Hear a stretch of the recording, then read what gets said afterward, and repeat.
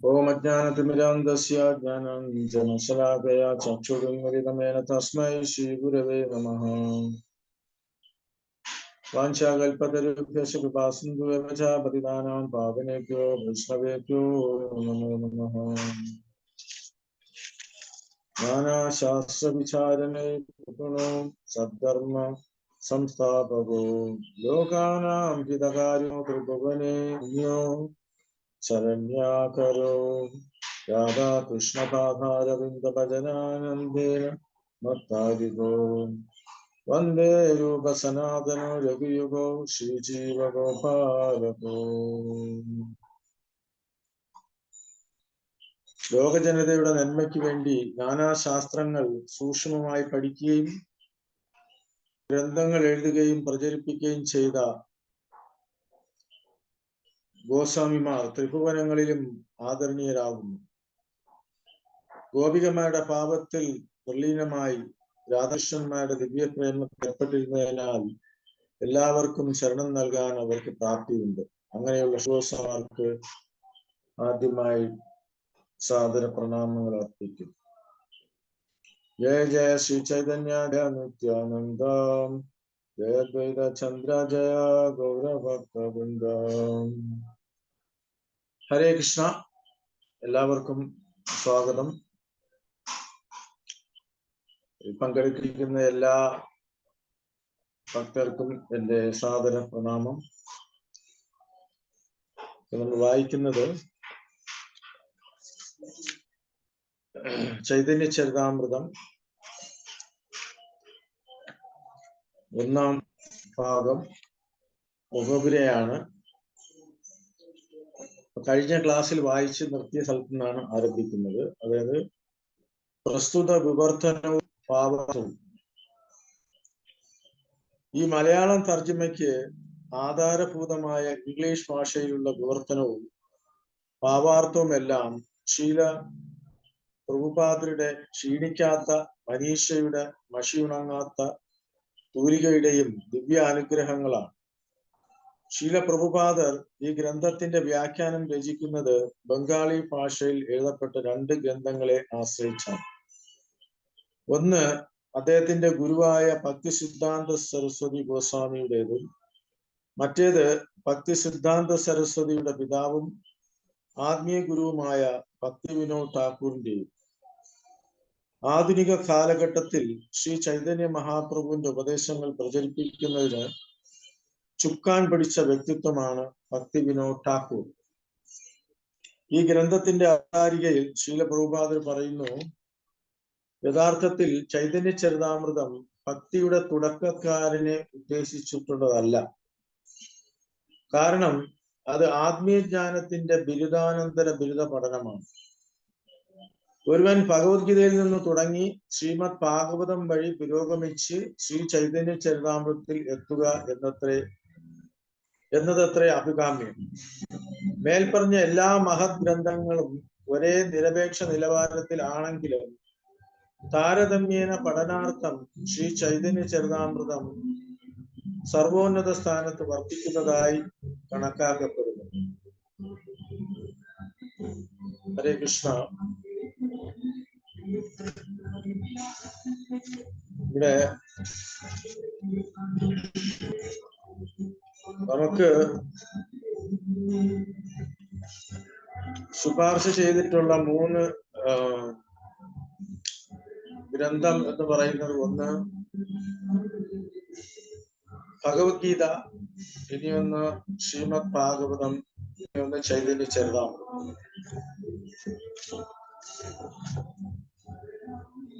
ഇതിന് ഈ പുസ്തകത്തെ അടിസ്ഥാനമാക്കിയാണ് ശ്രീല പ്രഭുപാദർ മറ്റു ചെറിയ ചെറിയ പുസ്തകങ്ങൾ എഴുതിയിട്ടുള്ളത്. അപ്പൊ ഇത് ചൈതന്യ മഹാപ്രഭുവിന്റെ കഥയാണെങ്കിലും ഇതില് തത്വശാസ്ത്രവും പറയുന്നുണ്ട്. അപ്പൊ ചൈതന്യ മഹാപ്രഭു ഇതില് രഹസ്യമാണ് നമുക്ക് തരുന്നത്.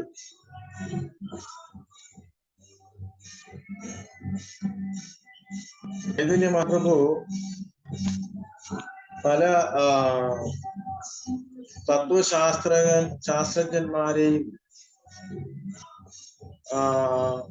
തോൽപ്പിക്കുന്നതായിട്ട് നമുക്ക് ചൈതന്യ ചരിതാമൃതത്തിൽ കാണാം. അപ്പൊ ഒരു സമയത്ത് ഈ ഹരേ കൃഷ്ണ മഹാമന്ത്രം ബ്രാഹ്മണർ മാത്രം ജപിച്ചുകൊണ്ടിരുന്ന മന്ത്രമായിരുന്നു. പക്ഷെ പിന്നീട് അത് പൊതുജന മധ്യത്തിലേക്ക് കൊണ്ടുവരുന്നത് ചൈതന്യ മഹാപ്രഭുവാണ്. അപ്പൊ ഇവിടെ നമ്മൾ വായിച്ചിരുന്ന പ്രഭുപാദര് രണ്ട് ഗ്രന്ഥങ്ങളെ ആശ്രയിച്ചാണ്, ഗ്രന്ഥങ്ങളെ ആശ്രയിച്ചാണ് ഇത് എഴുതിയിരിക്കുന്നത്. അപ്പൊ ഈ ചൈതന്യ ചരിതാമൃതം എന്ന് പറയുന്നത് പ്രഭുപാദര് പറയുന്നത് അവസാനം പഠിക്കേണ്ട ഒരു ഗ്രന്ഥമാണ്. എന്ന് പറഞ്ഞാല് ഭഗവത്ഗീത നമ്മൾ ആദ്യം പഠിക്കുന്നു, പിന്നെ അതിനുശേഷം ഭാഗവതം പഠിക്കുന്നു, അതിനുശേഷം ചൈതന്യ ചരിതാമൃതം പഠിക്കുന്നത്. അപ്പൊ നമുക്ക് ഭക്തിവേദാന്ത, അതായത് മായപ്പൂർ ഇൻസ്റ്റിറ്റ്യൂട്ട് അല്ലെങ്കിൽ വൃന്ദാവൻ ഇൻസ്റ്റിറ്റ്യൂട്ട് നമുക്ക് ക്ലാസ് നടത്തുന്നു, സർട്ടിഫൈഡ് കോഴ്സ്. ഇത് നമ്മൾ ജനറലി എല്ലാവരും പഠിക്കുള്ളതാണ്. പക്ഷെ അതിന്റെ ആഴത്തിലുള്ളൊരു പഠനമാണ് ഭക്തിശാസ്ത്രി എന്ന് പറയുന്നത്. അത് കഴിഞ്ഞാൽ ഭക്തി വൈഭവ, ഭക്തി വേദാന്ത. ഇത് കഴിഞ്ഞ് ഭക്തി സാർവഭൗമ എന്ന് പറയുന്ന കോഴ്സിലാണ് ഈ ചൈതന്യ ചരിതാമൃതം എടുത്തിരിക്കുന്നത്. ഇപ്പൊ പ്രഭുപാദര് പറഞ്ഞിരിക്കുന്നത്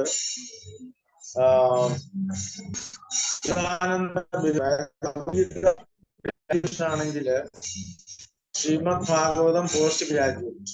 അപ്പോ ചൈതന്യ ചരിതാമൃതം എന്ന് പറയുന്നത് PhD ആണ്. ഇപ്പൊ പലരും ചോദിക്കും, നമ്മളിപ്പോ എന്തിനാ ചൈതന്യ ചരിതാമൃതം ഇപ്പൊ പഠിക്കുന്നത്, പഠിച്ചു കഴിഞ്ഞിട്ട് പോരെ എന്ന് ചോദിക്കുന്നവരുമുണ്ട്. പക്ഷെ നമ്മള് വളരെ ആഴത്തിലുള്ള ഒരു പഠനമാണ് ഭക്തി സാർവഭൗമം എന്ന് പറയും. അപ്പൊ ഇവിടെ നമ്മള് ചൈതന്യ ചരിതാമൃതം, ശ്രീമദ് ഭാഗവതം അല്ലെങ്കിൽ ഭഗവത്ഗീത വായിക്കുന്നതോടൊപ്പം തന്നെ നമ്മള് സൈഡിലേക്ക് വായിച്ചു പോകുന്നത്. അപ്പൊ ചൈതന്യ മഹാപ്രഭുവിന്റെ ചരിത്രവും ഫിലോസഫിയും ഒക്കെ നമുക്ക് മനസ്സിലാക്കാൻ പറ്റും. കാരണം നമ്മള് വൈഷ്ണവ സമ്പ്രദായത്തിൽ ഉള്ളവരാണ്. അപ്പൊ ചൈതന്യ മഹാപ്രഭു തത്വശാസ്ത്രം എന്താണ് എന്ന് നമ്മൾ അറിഞ്ഞിരിക്കണം. ചൈതന്യ മഹാപ്രഭു ആരാണെന്ന് നമുക്ക് അറിഞ്ഞിരിക്കണം. ചൈതന്യ മഹാപ്രഭുവിനെ കുറിച്ചുള്ള ചരിത്രവും നമുക്ക് അറിഞ്ഞിരിക്കണം. ഇപ്പൊ വായന എന്ന് പറയുമ്പോൾ ഒന്ന് എന്ന് പറഞ്ഞാൽ നമ്മൾ ഓടിച്ചു ഉള്ള വായന. തുടക്കത്തിൽ ഒരുപാട് പുസ്തകം വളരെ ഓടിച്ചു വായിക്കും. ഇതിനാണ് നമ്മള് സ്കിമ്മിങ് എന്ന് പറയുന്നത്. അതിൽ നമ്മള് സ്കിമ്മിങ്, അതിൽ പ്രധാന ഭാഗങ്ങൾ, ഇമ്പോർട്ടൻ്റ് ആയിട്ടുള്ള കാര്യങ്ങൾ നമ്മൾ മനസ്സിലാക്കാൻ ശ്രമിക്കുന്നത്. രണ്ടാമത് വായിക്കുന്നതാണ് നമ്മള് പരതി വായന എന്ന് പറയുന്നത്, സ്കാനിങ്. ഒരു പ്രത്യേക ഭാഗം കണ്ട് എത്തി പഠിക്കാൻ വേണ്ടി ശ്രമിക്കും. പക്ഷെ വിസ്തരിച്ചുള്ള വായനയാണ് എക്സ്റ്റൻഡ് എന്ന് പറയുന്നത്. എന്നുവെച്ചാൽ തുടക്കം മുതൽ അവസാനം വരെ ഒരു പേജ് പോലും വിടാതെ നമ്മൾ വായിക്കുന്നതിനെയാണ് എക്സ്റ്റൻസീവ് എന്ന് പറയുന്നത്, വിസ്തരിച്ചുള്ള വായന. അത് കഴിഞ്ഞ് നമ്മള് സൂക്ഷ്മതയോടെ പഠിക്കുന്നു. ഇന്റൻസീവ്, ആഴത്തില് ആ പുസ്തകത്തെ കുറിച്ച് മനസ്സിലാക്കാൻ അല്ലെങ്കിൽ ആ തത്വശാസ്ത്രത്തെ കുറിച്ച് മനസ്സിലാക്കാൻ നമ്മൾ ശ്രമിക്കണം. അത് ആണ് ഈ ഹയർ സ്റ്റഡീസ് എന്ന് പറയുന്നത്. അതാണ് ഭക്തി സാർവഭൗമ പോലുള്ള കോഴ്സുകൾ വരുന്നത്. അപ്പൊ ഇതില് 3 ഘടകങ്ങൾ. ഒന്ന് അനാവരണം എന്ന് പറയും, റിവ്യൂ. 2 അവലോകനം, റിവ്യൂ. 3 നമ്മള് ഓർമ്മിക്കുക. അപ്പോ ഇത് പല തരത്തിലുണ്ട് നമ്മളൊരു പുസ്തക പഠനം എന്ന് പറയുമ്പോൾ. അപ്പൊ ഇവിടെ പ്രഭുവിന് പറഞ്ഞിരിക്കുന്നത് ഇത് ഒരു PhD ആണ്. അപ്പൊ ഇവിടെ ചൈതന്യ മഹാപ്രഭു നമുക്ക് തത്വശാസ്ത്രം, അതായത് വൈഷ്ണവ ഫിലോസഫി എന്താണ് എന്ന് നമുക്ക് പറഞ്ഞു തരികയാണ്. അപ്പൊ ഇവിടെ ഇത് പറയുന്നത് ബൃന്ദാവനദാസ് ഠാക്കൂർ 13 ഗ്രന്ഥങ്ങള് നമ്മൾ പറയുമ്പോൾ, ഒന്ന് ചൈതന്യ ഭാഗവതം, ഇനിയൊന്ന് ചൈതന്യ മംഗളം, ഇനിയൊന്ന് ചൈതന്യ.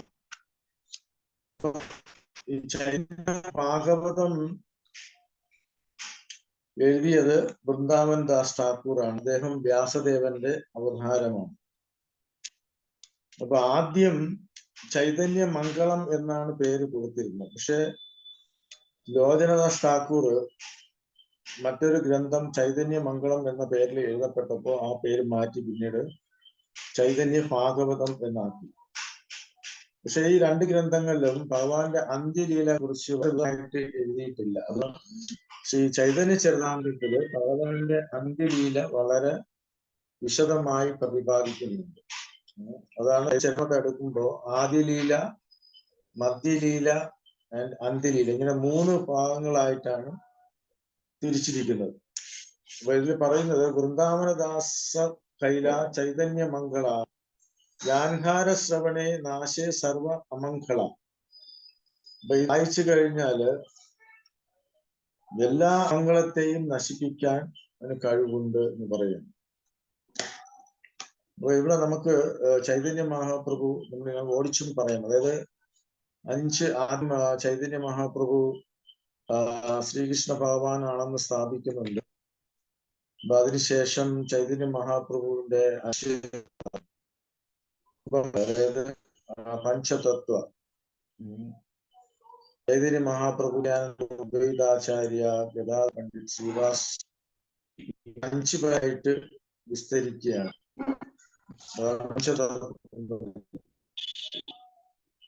അപ്പോ അതിനുശേഷം ചൈതന്യ മഹാപ്രഭു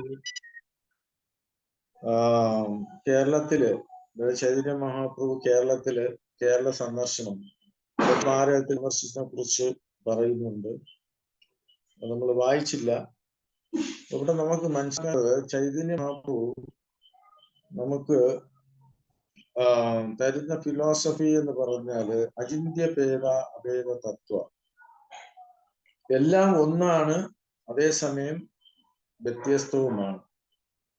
അപ്പൊ ഇവിടെ നമുക്ക് അറിയാം 3, അതായത് ഒന്ന് ദ്വൈതം, ഇനിയൊന്ന് അദ്വൈതം, ഇനിയൊന്ന് വിശിഷ്ടാദ്വൈതം. അത് രാമാനുചാര്യരുടേതാണ്. അപ്പൊ ദ്വൈതം മധ്വാചാര്യ, അദ്വൈതം ശങ്കരാചാര്യർ. അപ്പൊ നമ്മൾ അദ്വൈത സിദ്ധാന്തം നമ്മൾ അക്സെപ്റ്റ് ചെയ്യുന്നില്ല, കാരണം ബ്രഹ്മസത്യം ജഗത് മിഥ്യ.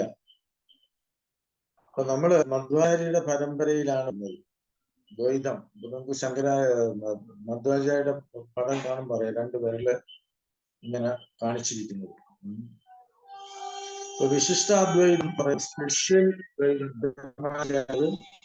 എസ്റ്റാബ്ലിഷ് ചെയ്തതെന്ന് വെച്ചാൽ നാനാത്വത്തിൽ ഏകത്വം എന്നുള്ളതാണ്.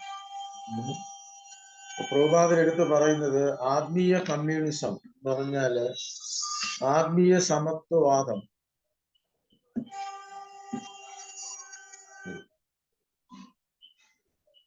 അപ്പൊ ഇവിടെ പ്രത്യേകിച്ച് കേരളത്തിലുള്ളത് മനസ്സിലാക്കാനുള്ള ഒരു കാര്യം, നമുക്ക് എപ്പോഴും നമ്മളൊരു മുദ്രാവാക്യം പറയാറുണ്ട്, അതായത് നഷ്ടപ്പോവാൻ വിലങ്ങുകൾ കിട്ടാനുള്ളൊരു പുതിയ രൂപം. അപ്പൊ ഇവിടെ ഈ ആത്മീയ ജ്ഞാനം കൊണ്ട് നമുക്ക് നേടുന്നത് എന്താണ്, നമ്മൾ നേടിയെടുക്കുന്നത് എന്താണ്? ഈ ഭൗതിക ബന്ധനത്തിൽ നിന്നും മുക്തനായി നമുക്ക് ആത്മീയ ലോകത്തിലേക്ക് പ്രവേശിക്കാനുള്ള ഒരു അവസരം ഭഗവാൻ തരികയാണ്. അപ്പോ ചൈതന്യ മഹാപ്രഭുവിന്റെ ഉദ്ദേശവും അത് തന്നെയാണ്.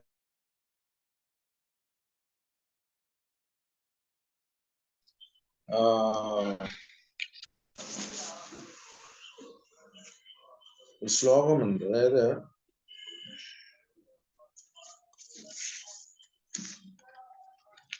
വൈരാഗ്യ വിദ്യ നിജഭക്തി യോഗ ശിഷ്യാർത്ഥമേക പുരുഷപുര ശ്രീകൃഷ്ണ ചൈതന്യ ശരീരധാരി കൃപാബുധീർ യസ്തമഹം പ്രബധ്യേ. ചൈതന്യ മഹാപ്രഭുവിന്റെ ഉദ്ദേശം എന്ന് പറഞ്ഞാല് വിരക്തി അല്ലെങ്കിൽ വൈരാഗ്യം, അതുപോലെ ഭക്തിയുത സേവനം എങ്ങനെ നേടും എന്ന് പഠിപ്പിക്കാൻ വേണ്ടിയാണ് ശ്രീകൃഷ്ണ ചൈതന്യ മഹാപ്രഭു അവതരിച്ചത്. ആ ചൈതന്യ മഹാപ്രഭു ദിവ്യമായ കാരുണ്യത്തിന്റെ സാഗരമാണ്. അങ്ങ് അവതരിച്ച ശ്രീ ചൈതന്യ മഹാപ്രഭുവിന്റെ തൃപ്പാദങ്ങളിൽ ഞാൻ ആശ്രയിക്കുന്നു, സാദരനാമങ്ങൾ അർപ്പിക്കുന്നു, സാഗരം ഭട്ടാചാര്യ പറയുന്നു. അപ്പൊ ഇവിടെ ചൈതന്യ ചരിതാമൃതത്തിൽ നമ്മൾ ഒരുപാട് ക്യാരക്ടേഴ്സ്, കഥാപാത്രങ്ങൾ ഇതിലുണ്ട്. കാരണം ചൈതന്യ മഹാപ്രഭുവിന്റെ ഒരു വലിയ വൃക്ഷമാണ്, എസ്റ്റാബ്ലിഷ് ചെയ്ത ഒരു വലിയ വൃക്ഷം. അതില് ഒരുപാട് ബ്രാഞ്ചസ് ഉണ്ട്, ഇലകളും ഉണ്ട്. അപ്പൊ അതില് ചൈതന്യ മഹാപ്രഭുവിന്റെ പാർശ്വതന്മാരാണ് ഓരോ ബ്രാഞ്ചും.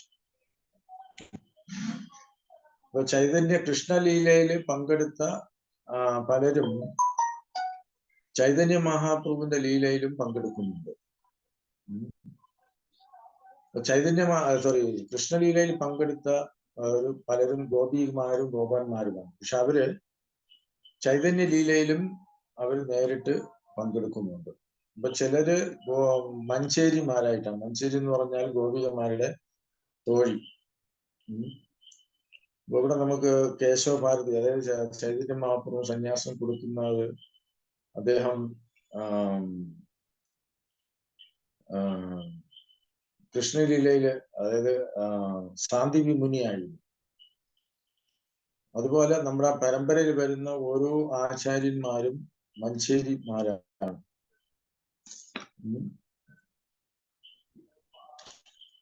ഇവിടെ പറയുന്നത്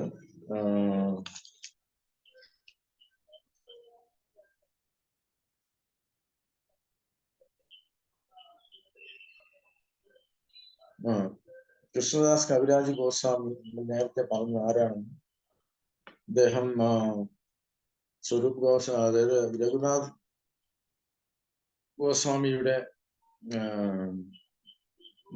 ശിഷ്യനാണ്. രഘുനാഥ് സ്വരൂപ് ദാമോദർ ഗോസ്വാമി തെറ്റിപ്പോയി. അതായത്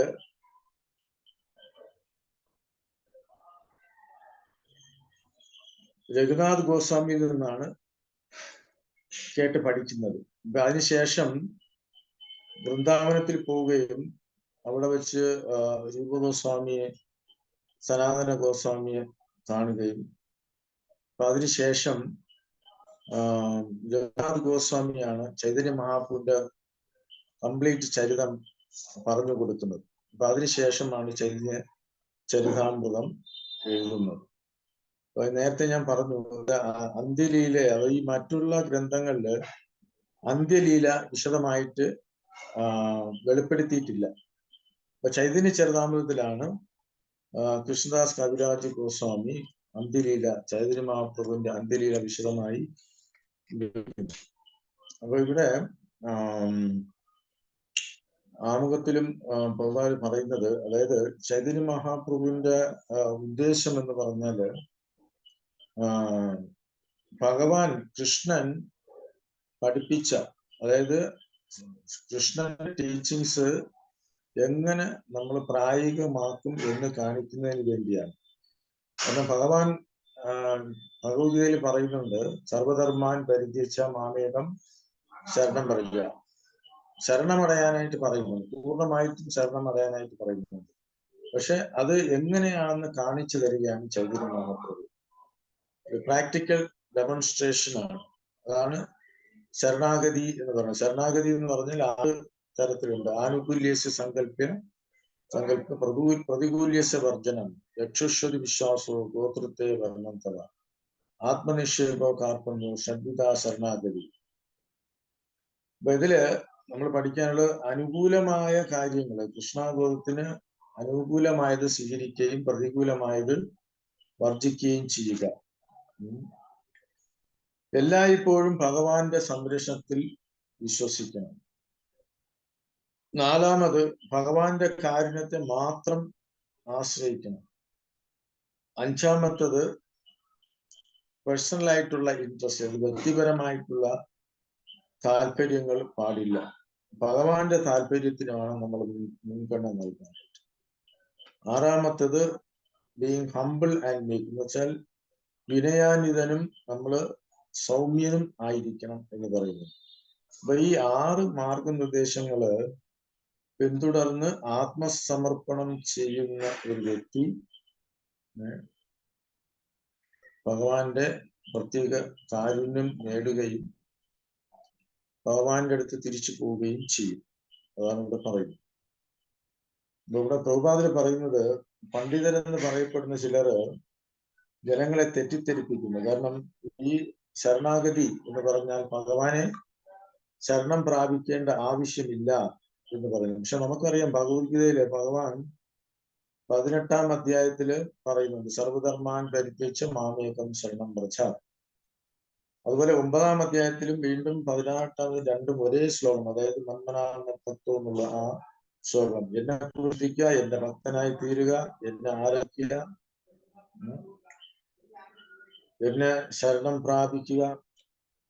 അപ്പോ ഭഗവാൻ അവിടെ ഒരു പ്രോമിസ്, അതായത് സത്യം നൽകുകയാണ്, സത്യം ചെയ്യുകയാണ്.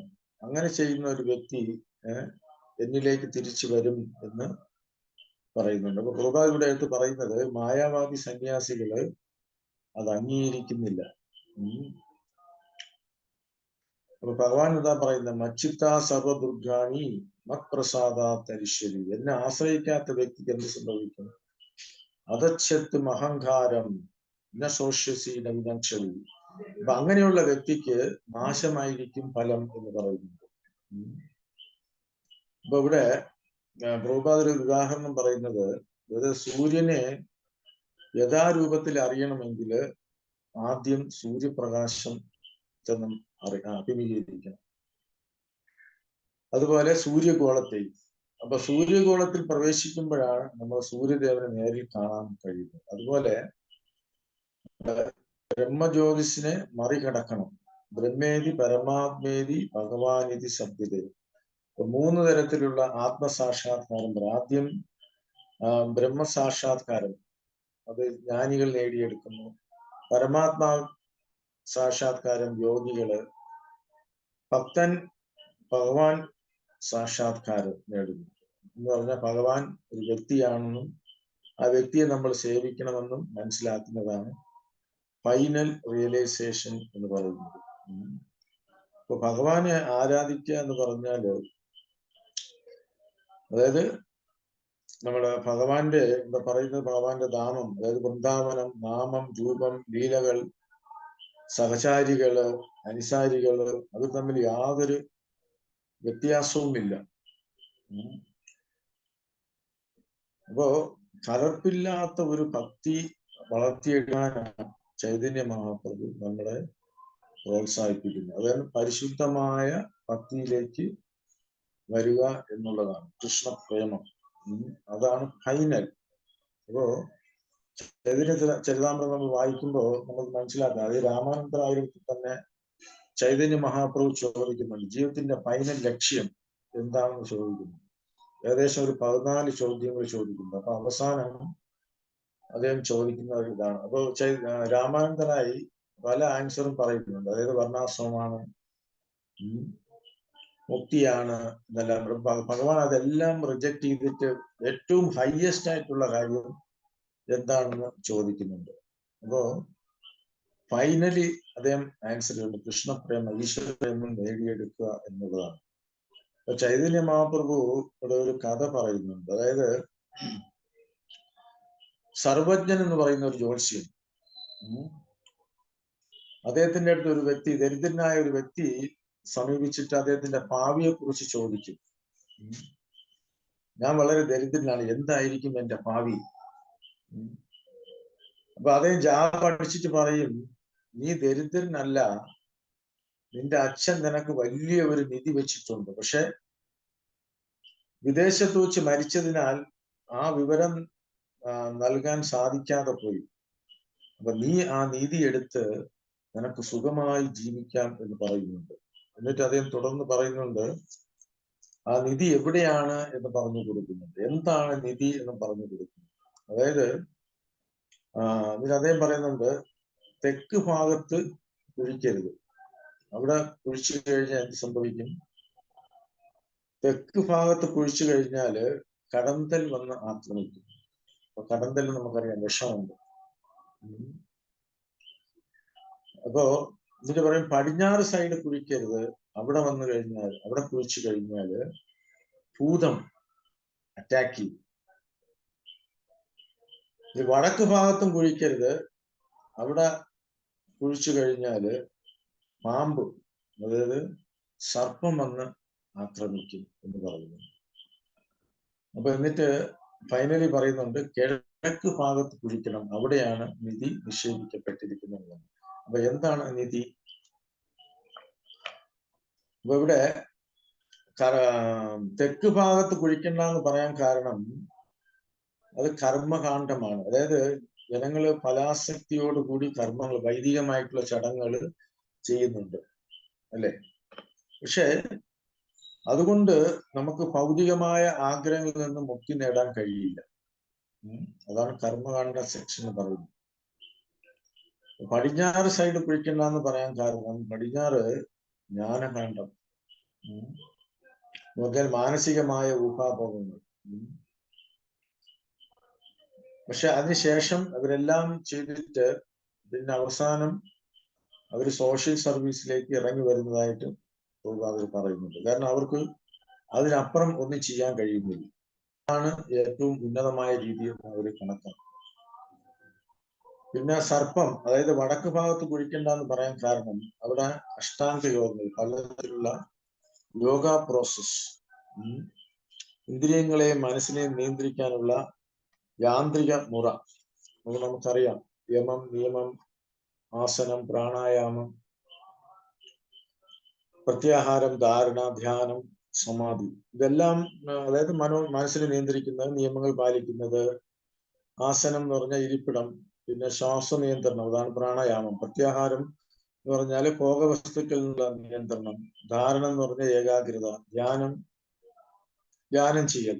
ഫൈനലി സമാധിയിലേക്ക് വരും. സമാധി കണ്ടിന്യൂസ് ആയിട്ട് ഒരു കാര്യത്തെക്കുറിച്ച് ചിന്തിക്കുന്നതിനാണ് സമാധി എന്ന് പറയുന്നത്. പക്ഷെ അവിടെയും നമുക്ക് അപകടമാണ്, ഡേഞ്ചർ.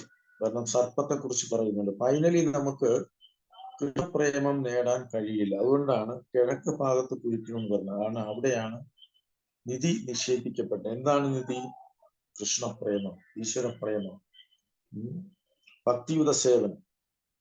അപ്പോ ആ ദരിദ്രനോട് പറയണം, ഇത് ചെയ്തു കഴിഞ്ഞാൽ, ഈ പാദം കുഴിച്ച് നിങ്ങൾക്ക് കൃഷ്ണപ്രേമം നേടാൻ കഴിയും, ശാശ്വതമായി ആത്മീയമായി ഇതിനാകാം എന്ന് ചൈതന്യ മഹാപ്രഭു പറഞ്ഞു കൊടുക്കണം. അപ്പൊ ഇതാണ് ചൈതന്യ മഹാപ്രഭുവിന്റെ ഉദ്ദേശം എന്ന് പറഞ്ഞാല്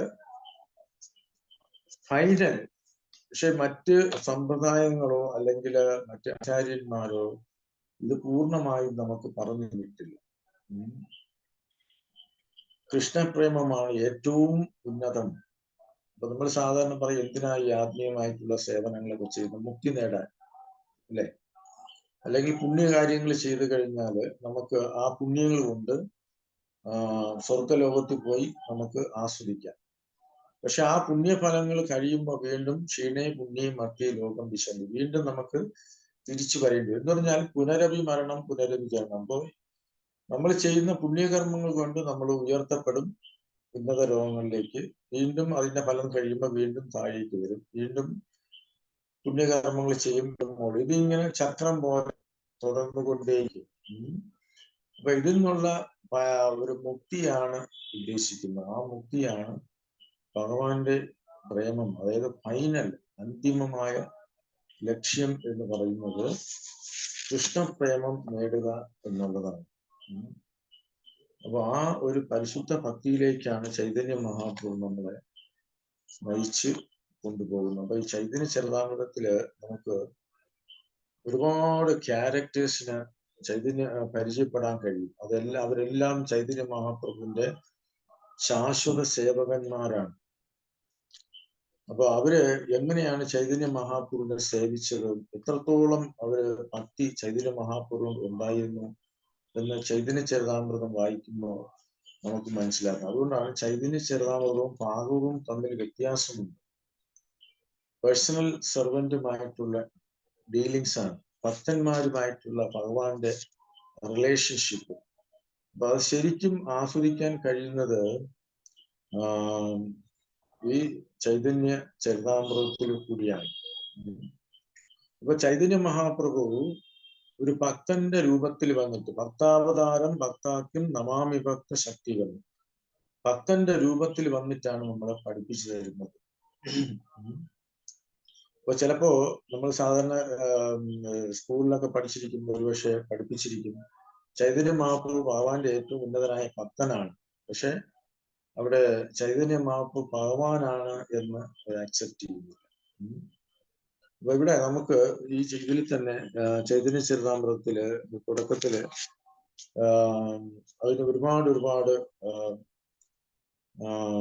ഉദാഹരണങ്ങൾ അല്ലെങ്കിൽ ഉദ്ധരണികള്, തെളിവുകൾ നൽകുന്നുണ്ട്. അപ്പൊ കഴിഞ്ഞ ക്ലാസ്സിൽ അത്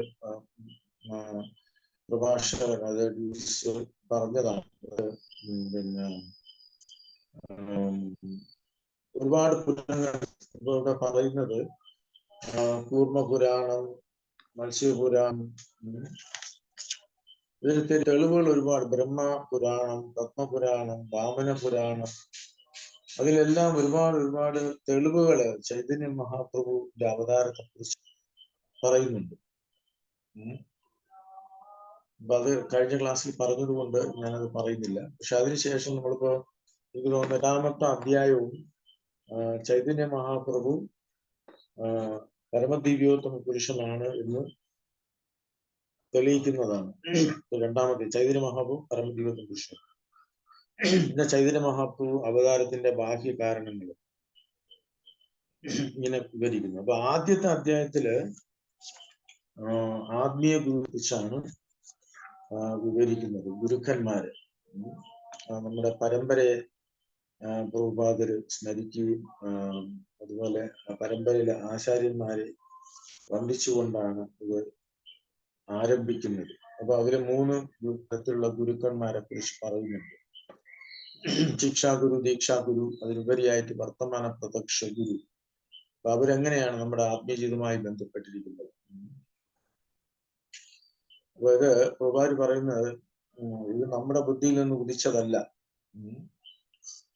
അപ്പൊ ഈ ശിഷ്യ പരമ്പരയിൽ വഴി വരുന്ന ജ്ഞാനമാണ് നമ്മൾ പ്രചരിപ്പിക്കുന്നത്. സ്വന്തമായിട്ടുള്ള അല്ലെങ്കിൽ സ്വന്തം അഭിപ്രായം അല്ല.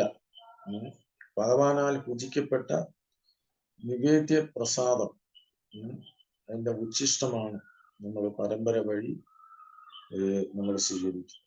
അപ്പൊ അത് ചൈതന്യ മഹാപ്രഭു പൊതുജനങ്ങൾക്ക്, എല്ലാവർക്കും, ജാതിയും മതവും ഒന്നും നോക്കാതെ എല്ലാവർക്കും കൃഷ്ണപ്രേമം കിട്ടുന്ന രീതിയിലാണ് നമുക്ക് ഒരവസരം നൽകിയിരിക്കുന്നത്. അപ്പൊ അതുകൊണ്ടാണ് കാരുണ്യ അവതാരം എന്നുള്ളത്. ഭഗവാന്റെ കാരുണ്യമാണ് ചൈതന്യ മഹാപ്രഭുവായിട്ട് അവതരിച്ചിരിക്കുന്നത്. അപ്പൊ നമുക്ക് തുടർന്ന് പഠിക്കുമ്പോൾ കൂടുതൽ കാര്യങ്ങൾ നമുക്ക് അത് മനസ്സിലാക്കാൻ പറ്റും. അപ്പൊ നമുക്ക് സമയം കുറവായതിനാൽ ഞങ്ങൾ ഒരു വായിച്ചെന്ന് മനസ്സിലാക്കിയുള്ള കുറച്ച് കാര്യങ്ങൾ മാത്രം നിങ്ങളോട് പറഞ്ഞു. അപ്പൊ ഞാൻ ഇവിടെ നിർത്തിയാൽ 5:45. ഇനി എന്തെങ്കിലും അഭിപ്രായങ്ങളോ അല്ലെങ്കിൽ സംശയങ്ങളോ ഉണ്ടെങ്കിൽ ചോദിക്കാം. ഹരേ കൃഷ്ണ.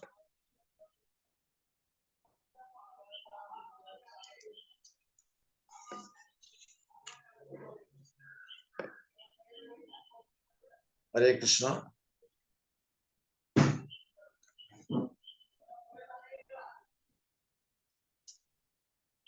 എന്തെങ്കിലും തടസ്സങ്ങൾ നേരിട്ടൊന്നും അറിയില്ല, എങ്കിൽ ക്ഷമിക്കുക.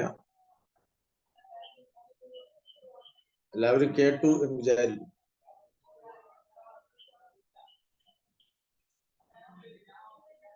ഹരേ കൃഷ്ണ പ്രഭു. ദണ്ഡവത് പ്രണാം. പതിതവാൻ ദാസ്. പറയൂ പ്രഭു. കേൾക്കാൻ പറ്റി പ്രഭു? നന്നായിരുന്നു. വളരെ സന്തോഷം പ്രഭു. സത്യം, മഹാപ്രഭുവിനെ കുറിച്ച് കൂടുതൽ അറിയാൻ ഈ ഒരു ഗ്രന്ഥം നമ്മളെ സഹായിക്കും. ഒരുപാട് കാര്യങ്ങൾ അതിൽ ഡെപ്ത് ആയിട്ടുണ്ടെന്ന് അറിയാം പ്രഭു. പ്രഭു അത് ഹാൻഡിൽ ചെയ്യുന്നത് കൊണ്ട് നന്നായി. ജസ്റ്റ് നമ്മള് ചൈതന്യ മഹാപ്രഭുവിന്റെ ഒരു അവതാര ഉദ്ദേശ്യം എന്ന് മനസ്സിലാക്കുക. തുടർന്ന് പഠിക്കുമ്പോൾ കൂടുതൽ കാര്യങ്ങൾ നമുക്ക് മനസ്സിലാക്കാൻ പറ്റും. യെസ് പ്രഭു. Thank you so Hare much പ്രഭു. എനിക്കിന്ന് എന്തെങ്കിലും കേറാൻ പറ്റി, ചോദ്യങ്ങളുണ്ടെങ്കിൽ, അതുകൊണ്ട് കേറി പ്രഭു. എന്തെങ്കിലും അഭിപ്രായം ഉണ്ടെങ്കിൽ പറയാം. ഇല്ല പ്രഭു, നന്നായിരുന്നു. ഹരേ കൃഷ്ണ. ഹരേ കൃഷ്ണ. ഹരേ കൃഷ്ണ പ്രഭു.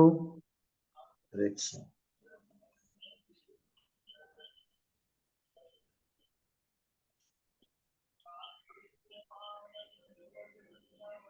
ഓക്കെ, ഇവിടെ നിർത്തട്ടെ. ഹരേ കൃഷ്ണ.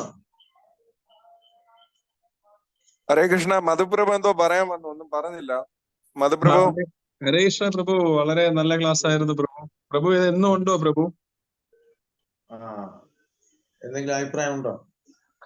നല്ല ക്ലാസ് ആണ് പ്രഭു. എന്നും ഉണ്ടോ പ്രഭു? ഡെയിലി ഉണ്ട്. ഓരോ ദിവസവും ഓരോ സ്പീക്കറാണ്. സെയിം ടൈം ആണോ പ്രഭു?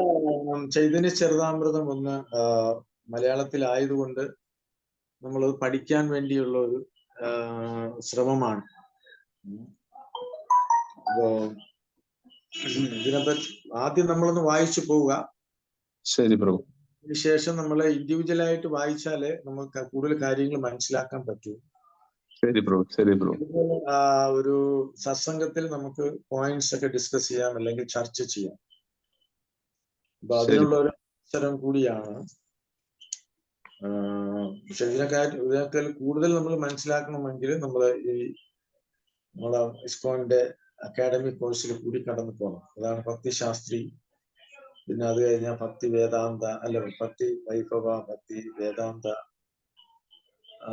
ഭക്തി വൈഭവം എന്ന് പറഞ്ഞാൽ ശ്രീമദ് ഭാഗവതം സ്റ്റഡി, അത് ആഴത്തിലുള്ള സ്റ്റഡിയാണ്.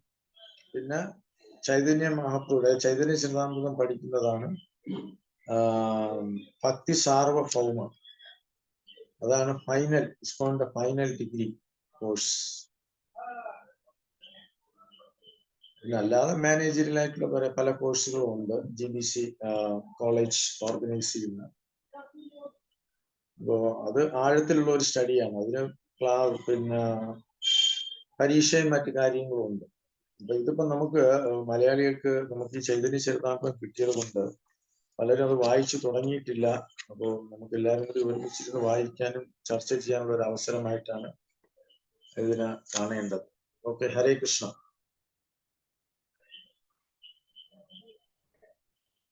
താങ്ക് യു പ്രഭു. ഹരേ കൃഷ്ണ. ഹരേ കൃഷ്ണ. കഥാമൃതം ഉണ്ടോ? हरे कृष्णा प्रभु जी. ഹരേ കൃഷ്ണ. പ്രഭു, ചൈതന്യ ചരിതാമൃതത്തിലെ ഒവ്വൊരു ഭക്തന്മാരെ എങ്ങനെയാണ് ഭഗവാനെ സ്നേഹിക്കുന്നതും പിന്നെ അതുപോലെ ഭഗവാനെ എങ്ങനെ സ്മരിക്കണം എന്ന് പറഞ്ഞിട്ടാണ് കൂടുതൽ പറഞ്ഞിട്ടുള്ളത്.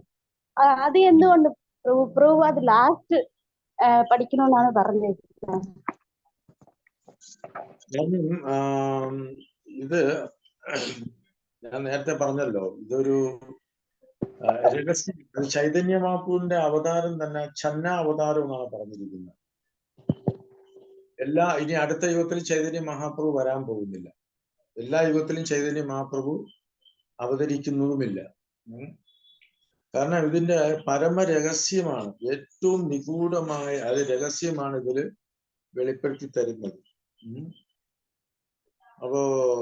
ഇപ്പൊ സാധാരണ ഒരു വ്യക്തിക്ക് അത് ഇപ്പൊ ചൈതന്യ ചരിതാമൃതം പഠിക്കുമ്പോ ഇതിൽ തന്നെ നമ്മുടെ ഗ്രൂപ്പില് എത്ര പേര് ദീക്ഷ എടുത്തവര്, അല്ലെങ്കിൽ ഭാഗവതം പഠിച്ചവര്, ഭഗവത്ഗീത പൂർണ്ണമായി പഠിച്ചവരെന്ന് എനിക്കറിയില്ല.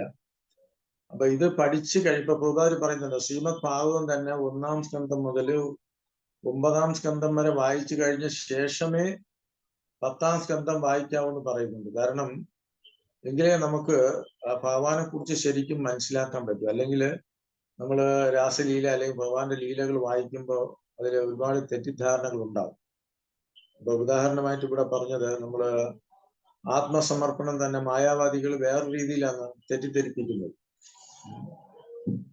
വേറെ രീതിയിലാണ് അവര് പറഞ്ഞു കൊടുക്കുന്നത്. ഭഗവാനെ ശരണം പ്രാപിക്കുന്ന ഈ രീതിയിലല്ല, ഭഗവാൻ വ്യക്തിയല്ല എന്നുള്ള രീതിയിലൊക്കെ പറഞ്ഞ് ജനങ്ങളെ ബോധ്യപ്പെടുത്തുന്നുണ്ട്. അപ്പോ ഇത് പരമ രഹസ്യമാണ്. അപ്പൊ ഈ ഭാഗവതം പഠിച്ച ശേഷം, ഭഗവത്ഗീതയും ഭാഗവതവും ഒക്കെ പഠിച്ച ശേഷം നമ്മളിത് പഠിക്കുമ്പോൾ കുറച്ചുകൂടെ നമുക്ക് ചൈതന്യ മഹാപ്രഭുവിന്റെ ഫിലോസഫി മനസ്സിലാക്കാൻ പറ്റും. കാരണം ഇത് കഥ മാത്രമല്ല, ഇത് ദ്വൈതം, അദ്വൈതം, അതിനെക്കുറിച്ചൊക്കെ ഫിലോസഫിയാണ് പറഞ്ഞു തരുന്നത്. ചൈതന്യ മഹാപ്രഭു ദക്ഷിണ ഭാരതത്തിൽ വന്നപ്പോൾ പ്രകാശാനന്ദ സരസ്വതി, അതുപോലെ ജഗന്നാഥ് പുരിയിലെ സാർവഭട്ടാചാര്യരുമായിട്ടൊക്കെ നടന്ന സംഭാഷണങ്ങള്, അതെല്ലാം ഫിലോസഫിക്കൽ ഡിസ്കഷനാണ്. അപ്പൊ അത് നമുക്ക് സാധാരണ മറ്റു ഒരു പുതിയ തുടക്കക്കാർക്ക് അത് വായിക്കുമ്പോൾ അത് മനസ്സിലാവാൻ ബുദ്ധിമുട്ടായിരിക്കും, അവർക്കത് ബോറടിക്കും. അപ്പൊ അതുകൊണ്ടാണ് പ്രഭു പറഞ്ഞത്, ഇവിടെ പറഞ്ഞിരിക്കുന്നത് തുടക്കക്കാർക്കല്ല എന്ന് പറയുന്നുണ്ട്. നേരത്തെ വായിച്ചല്ലോ. അത് ഭഗവത്ഗീതയിലും പറയുന്നുണ്ടല്ലോ, ഇത് പരമരഹസ്യമാണ്. എന്ന് പറഞ്ഞാൽ എല്ലാവർക്കും അത് മനസ്സിലാക്കാൻ പറ്റില്ല, രഹസ്യമായിട്ടുള്ള കാര്യങ്ങൾ. യഥാർത്ഥത്തിൽ ചൈതന്യ ചരിതാമൃതം ഭക്തിയിലെ തുടക്കക്കാരനെ ഉദ്ദേശിച്ചിട്ടുള്ളതല്ല. കാരണം അത് ആത്മീയജ്ഞാനത്തിന്റെ ബിരുദാനന്തര ബിരുദ പഠനമാണ്. അല്ലെ? ഇപ്പൊ നമുക്ക് നേരിട്ട് പോയി PhD ചെയ്യാൻ പറ്റും, ഗ്രാജുവേഷൻ വേണ്ടേ? അപ്പോ MA പഠിക്കുന്നില്ല, നമ്മള് പ്രീ-ഡിഗ്രി കഴിഞ്ഞ് 10ാം ക്ലാസ്സിന് പ്രീ-ഡിഗ്രി കഴിഞ്ഞ് പിന്നെ അത് കഴിഞ്ഞല്ലേ പിന്നെ നമ്മൾ ഡിഗ്രി, പോസ്റ്റ് ഗ്രാജുവേഷൻ, അങ്ങനെ ഒരു സ്റ്റെപ്പ് ഉണ്ടല്ലോ. അപ്പൊ അതുപോലെ ഇസ്കോണിലും നമ്മുടെ അക്കാഡമിക് കോഴ്സുകള് ആ ലെവലിലാണ് പ്ലാൻ ചെയ്തിരിക്കുന്നത്. ശാസ്ത്രി, ഭക്തി വേദാന്ത, ഭക്തി വൈഭവ, ഭക്തി വേദാന്ത, ഭക്തി സാർവഭൗമ. അങ്ങനെ അപ്പൊ നമുക്ക് 1ാം ക്ലാസ്സിൽ പഠിക്കുന്ന അല്ലെങ്കിൽ 2ാം ക്ലാസ്സിൽ പഠിക്കുന്ന കുട്ടിയെ പിടിച്ച് 10ാം ക്ലാസ്സിൽ കൊണ്ട് ഇരുത്തി കഴിഞ്ഞാൽ അവർക്ക് മനസ്സിലാവും. രണ്ടിന്റെ സിലബസ് അല്ലേ. അപ്പൊ അതുകൊണ്ട് ഇത് ഒരു ഗ്രാജുവൽ ആയിട്ടുള്ള ഒരു പഠനമാണ്. ചൈതന്യ മഹാപ്രഭുവിനെ കുറിച്ച്, ചൈതന്യ മഹാപ്രഭുവിന്റെ കഥ മാത്രമല്ല, ഇത് ഫിലോസഫിയാണ്. മനസ്സിലായി കാണുമെന്ന് വിശ്വസിക്കുന്നു. ഹരേ കൃഷ്ണ. ഓക്കെ പ്രഭു, താങ്ക് യു. എന്തെങ്കിലും അഭിപ്രായം?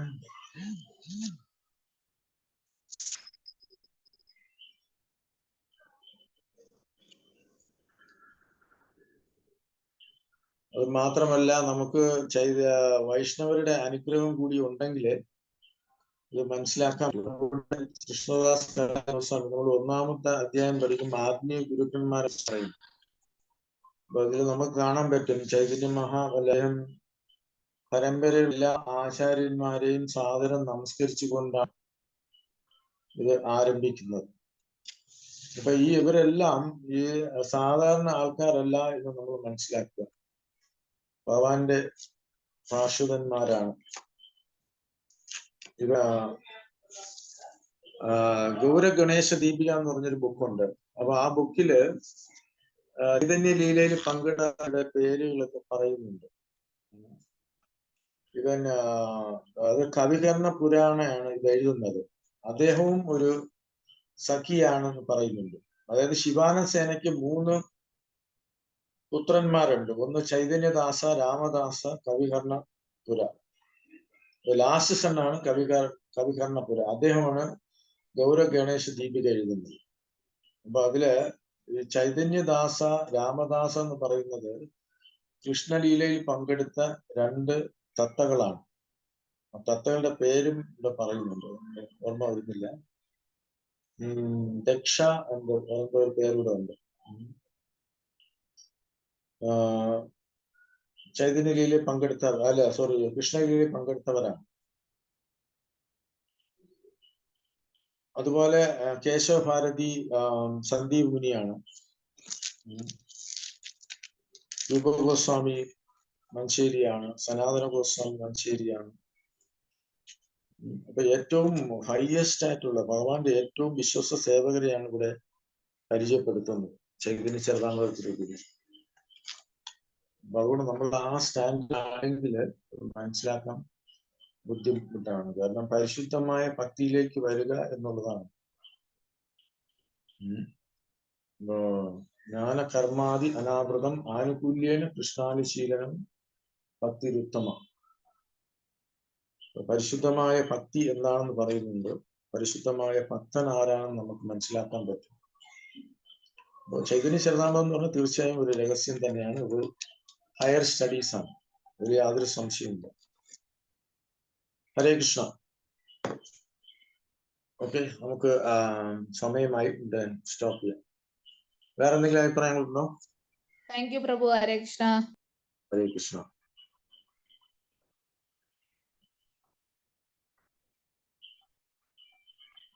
ക്ലോസ് ചെയ്യട്ടെ പ്രഭു?